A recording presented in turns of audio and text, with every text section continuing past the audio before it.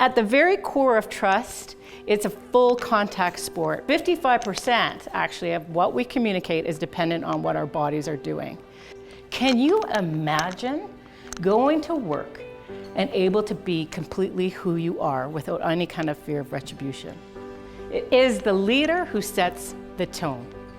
100% of the time, it's the leader who sets the tone. Because people leave leaders. They don't leave an organization. It's not about being nice, it's about the intent of kindness or in being vulnerable. I actually believe that being inclusive is a human right. I know that is going to sound big and profound. I think if you're human and you've been born, you should be included. All new learning, in my humble estimation, comes when you step outside of that comfort zone and you say, "Hi, I'm Carolyn."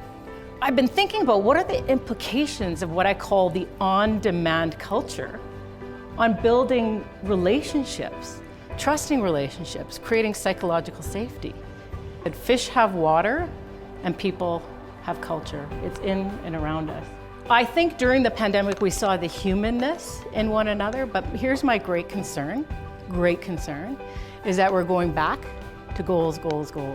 Cliques exist in the universe. I try to really avoid that kind of thing, or if I'm in an environment where it exists, I call it out. That also is deeply uncomfortable, but I'm okay with that because my dream is to make this world a kinder place. And I'm not just saying that because it's on a slide, like I really believe it.